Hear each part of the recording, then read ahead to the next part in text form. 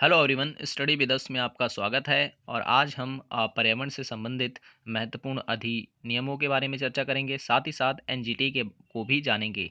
और अगर आप एनटीए नेट की तैयारी कर रहे हैं तो आप हमारे चैनल की प्लेलिस्ट पे जाकर अपना सिलेबस पूरा का पूरा कवर कर सकते हैं। तो शुरू करते हैं आज का वीडियो। एनजीटी जिसे हिंदी में हम कहते हैं राष्ट्रीय हरित अधिकरण, ठीक है ना। तो इसकी स्थापना की गई थी 18 अक्टूबर सन 2010 में।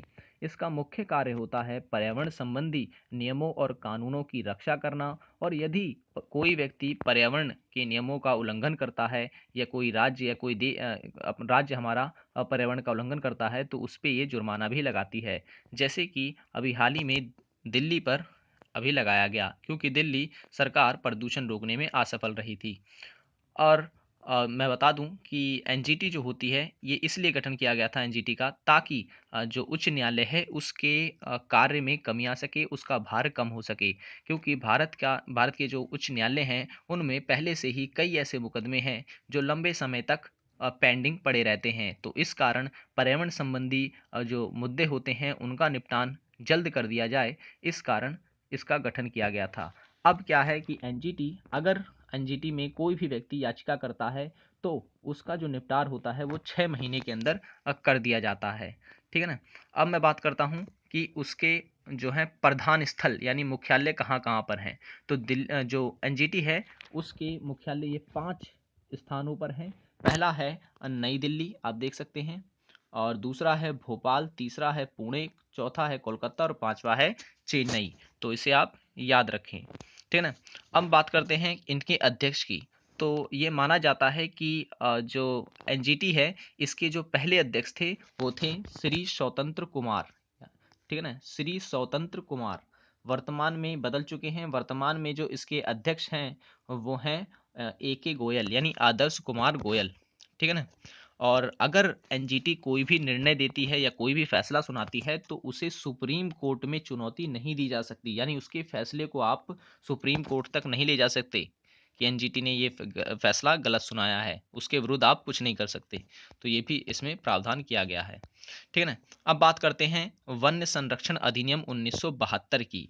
तो उससे पहले मैं आपको बता दूं कि वन के लिए, वन्य जीवों के लिए भारत सरकार से पूर्व ब्रिटिश सरकार ने भी बहुत ही प्रयास किया था वन्य संरक्षण को रोकने के लिए। किंतु वन्य जीव और वन्यों का संरक्षण जो था ब्रिटिश सरकार पूर्ण रूप से नहीं कर पाई। तो इस कारण भारतीय संविधान के अनुच्छेद 21 में सुप्रीम कोर्ट ने ये और एक अधिकार जोड़ दिया कि स्वच्छ पर्यावरण का अधिकार भी अब मनुष्य को है, ठीक है ना। तो याद रखें, बहुत इंपॉर्टेंट है ये। भारतीय संविधान के अनुच्छेद 21 के अंतर्गत जीवन जीने का अधिकार दिया गया है और सुप्रीम कोर्ट ने इसने इन्हीं अधिकार में एक अन्य अधिकार जोड़ दिया, स्वच्छ पर्यावरण का अधिकार। यानी जो स्वच्छ पर्यावरण है वो व्यक्ति का अधिकार होगा, ठीक है ना। अब इसके लिए ही एक कानून बनाया गया सन 1972 में, जिसे कहा जाता है वन्य जीव अधिनियम। अभी मैं आपको वन्य अधिनियम के बारे में बताऊंगा, लेकिन उससे पहले मैं वन्य जीव अधिनियम बता देता हूँ। वन्य जीव अधिनियम सन 1972 में लाया गया था। ये लाया क्यों गया था, ठीक है ना, ये क्यों बना था, तो मैं बता दूं। 1972 में जो स्टॉकहोम सम्मेलन हुआ था, अगर मैंने जो कॉन्फ्रेंस की वीडियो बनाई है, अगर आपने सुन देखा तो देख सकते हैं। पर्यावरण कॉन्फ्रेंस मैंने उसमें बताए थे कितने सारे हुए थे। तो 1972 का जो स्टॉकहोम कॉन्फ्रेंस था पर्यावरण से संबंधित, ये पहला पर्यावरण कॉन्फ्रेंस था, ठीक है ना। इसमें जो जो उद्देश्य थे उसकी पूर्ति करने के लिए ही वन्य जीव संरक्षण अधिनियम जो था वो बनाया गया था। तो याद रखिए 1972 में ये अधिनियम बनाया गया था। और अवैध व्यापार को नियंत्रित करने के लिए, ठीक है ना। अवैध व्यापार किसका, तो याद रखें जो वन्य जीव होते हैं, वनों में जो उत्पादन होता है उसके अवैध व्यापार को नियंत्रित करने के लिए ही ये अधिनियम बनाया गया था। और सन 2003 में इस अधिनियम में संशोधन किया गया, यानी कुछ इसमें बदलाव किए गए और इसका नाम बदल के रख दिया गया भारतीय वन्य जीव संरक्षण अधिनियम 2002, ठीक है ना। इस अधिनियम में जंगली जानवरों, पक्षियों और पौधों को और अधिक सुरक्षा प्रदान की गई। इस अधिनियम को जम्मू कश्मीर को छोड़कर भारत के सभी राज्यों में लागू किया गया है।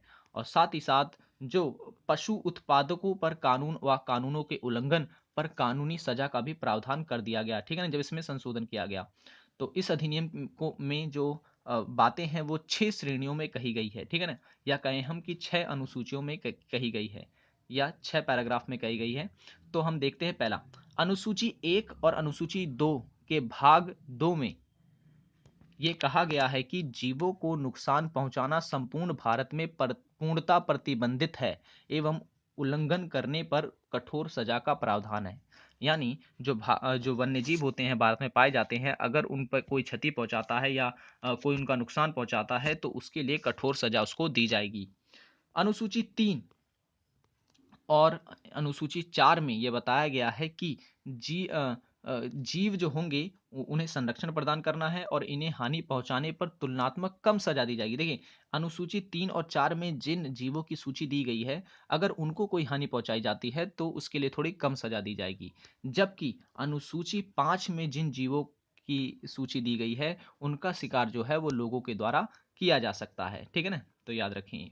नेक्स्ट है अनुसूची 6, ठीक है ना? अनुसूची 6 में ये बताया गया है कि पौधों के कृषिगत उपयोग एवं वाणिज्यीकरण पर प्रतिबंध लगाया गया है, ठीक है ना? मतलब कि जो खेती वगैरह करते हैं, जो पौधे से संबंधित जो फल वगैरह होते हैं, उनके व्यापार पर जो है वो रोक लगा दी गई, ठीक है ना? और साथ ही साथ इस अनुसूची के तहत अधिकारियों को शिकार के संबंध में अपराध निर्धारित कर सजा देने व जुर्माना लगाने की शक्ति भी दी गई है, ठीक है ना?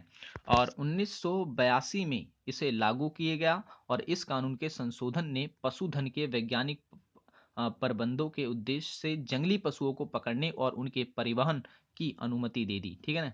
तो ये चीज इतना ही आपको बस याद रखना है इसमें। और एक चीज और याद रखना है वो ये कि पर्यावरण वन एवं जलवायु परिवर्तन मंत्रालय जो है, याद रखें, यही पर्यावरण की रक्षा करता है और यही मंत्रालय के अंतर्गत आते हैं सारे पर्यावरण संबंधी मामले।